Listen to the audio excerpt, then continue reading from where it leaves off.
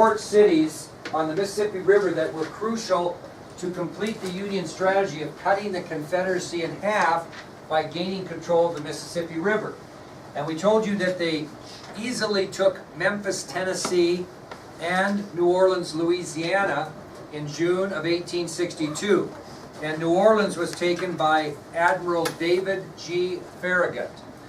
There was one holdout, and we told you that this city on the Mississippi is going to hold out till the latter stages of the Civil War.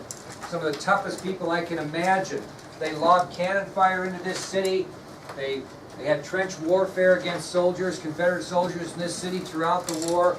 They starved the people, kept food supplies, medicines from coming in to the point where they had to have smugglers make it. And these smugglers, by the way, paid good money to bring in this stuff. People were willing to pay big money, 3 and 4 and 5 and 10 times as much as it was worth to get it. But Vicksburg, Mississippi would be a stronghold in the Confederacy that would hold out till the last minute. So they're really never going to complete their strategy to cut the Confederacy in half until late in the Civil War. Okay, that's going to take us to the war begins in the Eastern Theater. Okay, we're going to go over to the Eastern Theater. And what's the entire goal of the Union? To capture what? To end the war. Which was Richmond, Virginia. Okay, so we're talking about April of 1862 also. While they're taking Memphis, Tennessee, and while they're taking New Orleans, and while they're trying to take Vicksburg, at that same time that they're doing that in the West, the war is beginning in the Eastern Theater as well. And in April of 1862, a Union general by the name of George McClellan, and I want to make a point, I spelt it wrong on the ID sheet. McClellan ends with A-N instead of E-N, so make that correction. So in April of 1862, Union General George McClellan started an offensive against the Confederate capital of Richmond.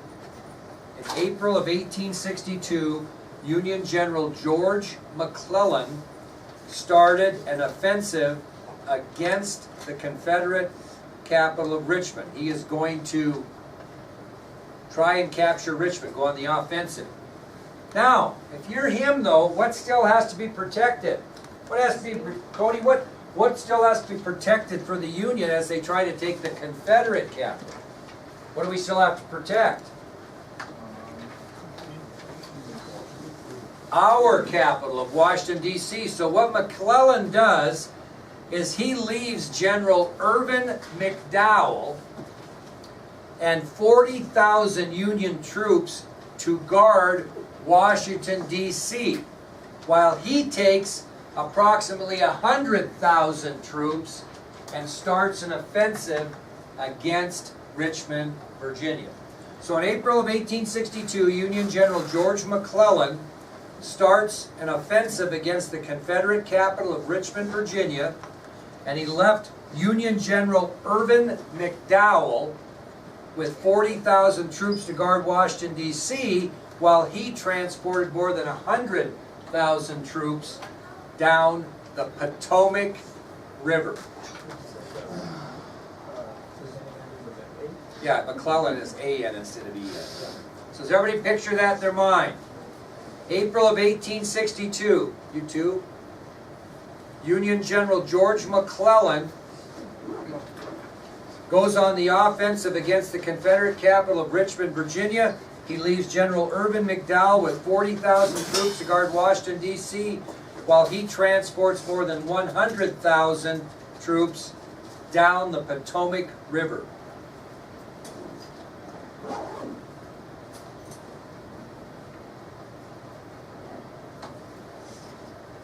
The first place that McClellan seized or took control of was Yorktown, Virginia. He took control of Yorktown, Virginia, as he was moving towards Richmond. So the first town that McClellan and the Union soldiers took control of on their way to Richmond was Yorktown.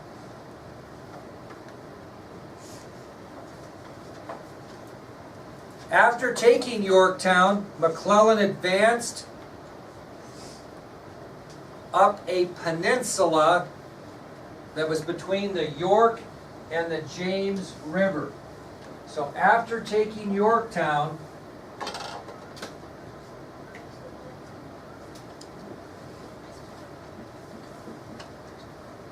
does anybody know what a peninsula is, by the way? It's like a little hill. Body of land that's surrounded on how many sides? 3. Just 3, okay? So, this is a land mass here. The York River would be here, the James River would be here. Peninsula is spelled P-E-N-I-N-S-U-L-A.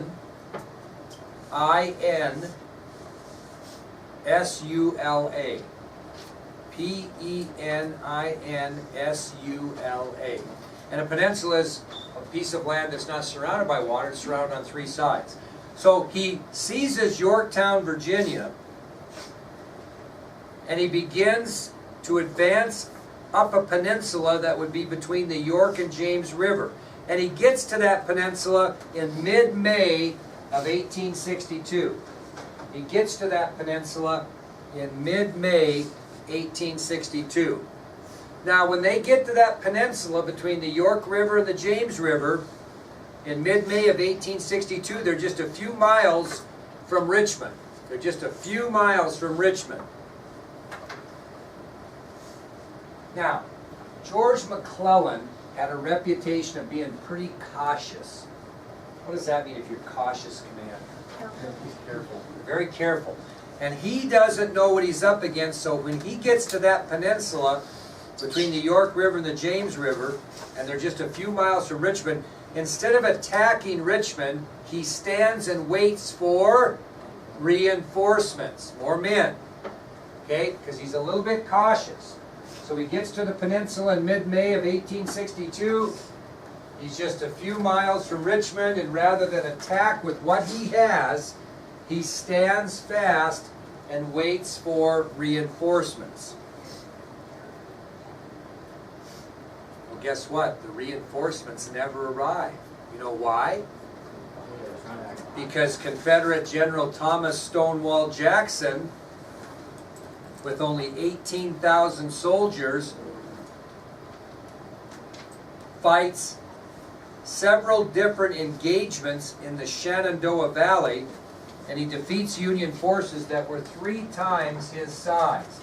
So while McClellan is waiting for these reinforcements,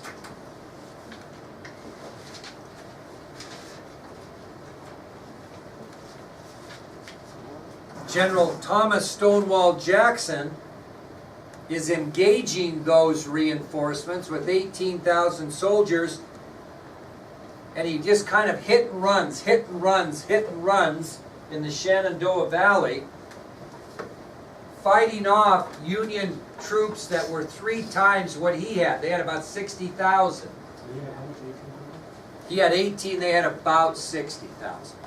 So what he's doing is is he engaging them head on? No, he's just kind of hitting and running, aggravating them to make sure that they do not get to McClellan.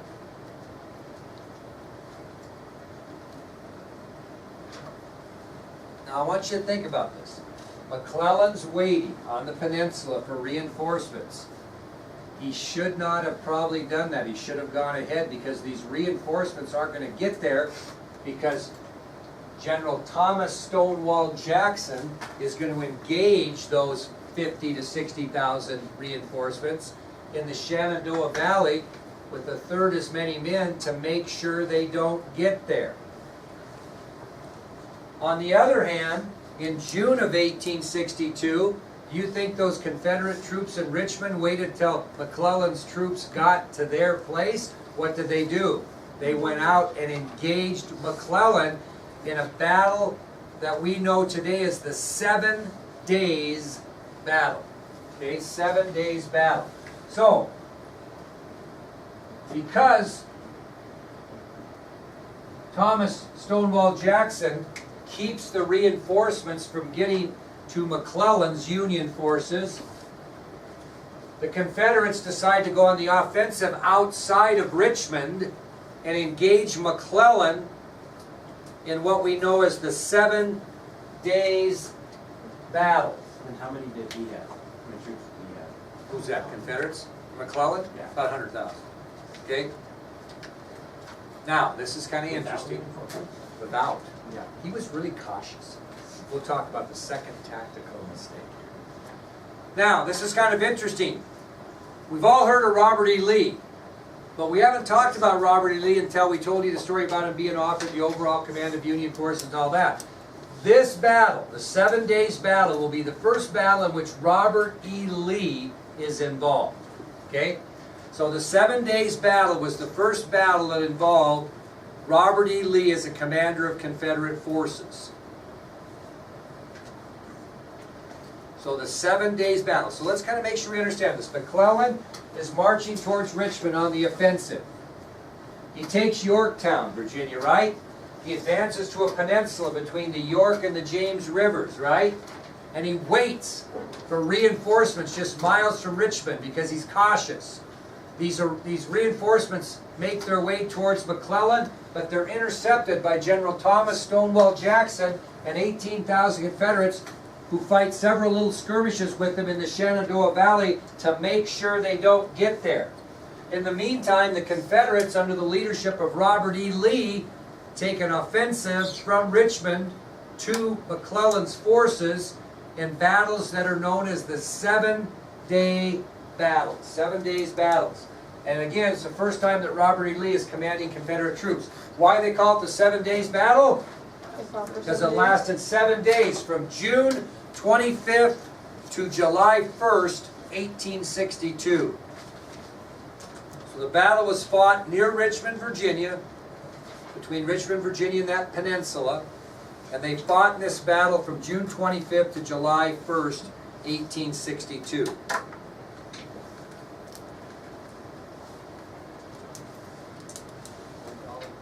Well, other than Robert E. Lee and Stonewall Jackson, there will be one other Confederate commander who will have the responsibility now of holding off McClellan's army. So you're going to have Lee.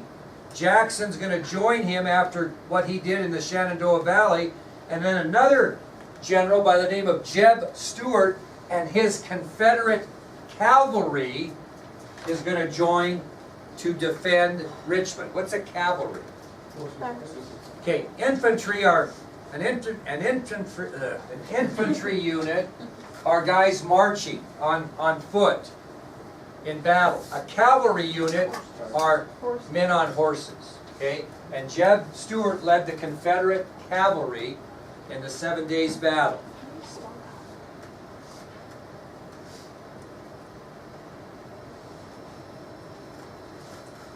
Well, during those 7 days of battle, the Confederates prevailed, and they pushed McClellan back across the James River toward Washington, D.C. So during this 7 days battle, from June 25th to July 1st, 1862, General Robert E. Lee, General Stonewall Jackson, and General Jeb Stuart led Confederate forces to a victory over McClellan's Union, forcing the Union troops back across the James River toward Washington, D.C. So again, the Union Army fails to deliver a blow to end the Civil War. Again, the Union Army fails. You think McClellan has a better chance, William, if he just gets after it and doesn't wait for those reinforcements? Yeah. Yeah, because he fought without him anyway, but he was on the defensive when he fought, because the Confederates came out of Richmond. I think if he'd have marched right in, he might have had better success. Who knows? All right, that's going to take us then, kids, to the second Battle of Bull Run. Second Battle of Bull Run.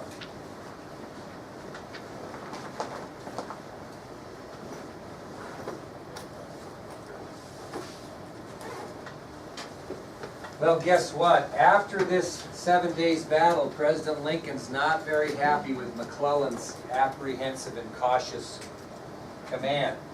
So President Lincoln replaces General McClellan with General Henry Halleck. So after the failed 7 days battle, President Lincoln replaces General George McClellan with General Henry Halleck.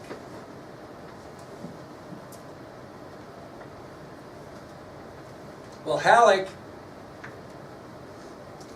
didn't really like how the troops were being managed under McClellan, so he decided to form his own new army, which he referred to as the Army of Virginia.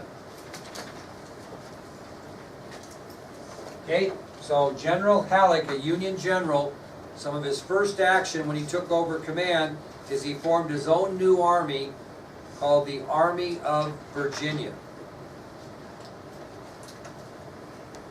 Now Halleck was the overall commander of Union forces now, right? So he's not going to be the field commander in the Second Battle of Bull Run. He's going to form this Army of Virginia, but he's going to put someone else in charge of it in the field. And who does he give that field command to? General John Pope, who was a little bit of a dope, to be honest with you. So General Halleck assigns the field command of this new Army of the Virginia to Union General John Pope. So Halleck is the big fish, so to speak. He's the overall commander, and he gives command, field command of this Army of Virginia to Union General John Pope. Well, Pope decides to make another advance on Richmond, and he does so on August 29th of 1862. So General John Pope, Union General John Pope, takes this new Army of Virginia that was established by overall Union Commander Henry Halleck, and he goes on the offensive towards Richmond on August 29th, 1862. And guess where they met Robert E. Lee's Confederate Army? At Bull Run Creek, again in Manassas, Virginia. Thus the name, the Second Battle of Bull Run. So they meet and fight on the same battlefield that was fought earlier during the First Battle of Bull Run, which the Confederates eventually won after taking Henry Hill. So, on August 29th of 1862, General John Pope of the Union makes an offensive attack against the Confederates and Robert E. Lee's Confederate Army at Bull Run Creek in Virginia. Well, again, the Confederates hold the day and force Union troops back across Bull Run Creek back towards Washington, D.C. Confederates are knocking the stuffing out of the Union in this war so far, aren't they? So the Confederates again are victorious in the Second Battle of Bull Run. They force Union troops back across Bull Run Creek out of Virginia toward Washington, D.C. Lincoln's not very happy, so he replaces Halleck with McClellan. So he just switches back. So after this loss during the Second Battle of Bull Run, Lincoln again changes overall commanders, replacing General Halleck with General McClellan.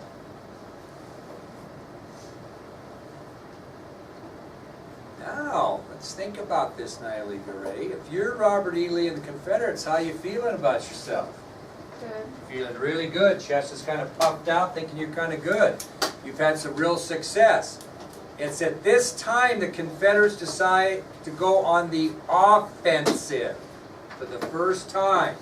And there's 3 areas they're going to concentrate on. They're going to have 3 objectives. They're going to go on the offensive and try to capture 3 places. So at this time, energized by their recent success, the Confederates decide to stage 3 powerful offensives in 3 different areas. Where do you think they want to? What do they want to gain control of? Well, not yet. Okay, but think about where we're at. What have they lost so far? Okay, well, think west. What have they kind of lost control of? Because Memphis and New Orleans have been lost. Support. The Mississippi. They're going to try to regain control of the Mississippi River. That's the first thing. They're going to try to regain control of the Mississippi River. Where else did they lose ground in the West? What other 2 states did they lose? Kentucky and Tennessee. Very good, Willow. So they're not only going to try to regain control of the Mississippi River, they're going to try to recover that ground they lost in both Kentucky and Tennessee.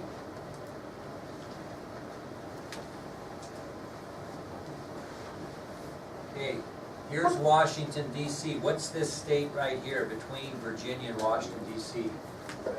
Maryland. And what kind of state is Maryland right now? Neutral. Border or neutral state. So the third thing, and the most important thing the Confederates are going to do, is they're going to invade the border state of Maryland and try to draw it where? Into the Confederacy. That's the big one. So they're going to try to gain control of the Mississippi River. They're going to try to gain control of the land they lost in Kentucky and Tennessee. But the big one is they're going to go on the offensive and attack the border state of Maryland to try to get it to come into the Confederacy. Because if they get Maryland, they're one step closer to Washington, D.C. Yes, my dear? Oh, so you said, sorry, so you said 3 places, should we put more places? No, control the Mississippi River. Well, control the Mississippi River, no. Recover the ground lost in Tennessee and Kentucky would be 2, and then invade the border state.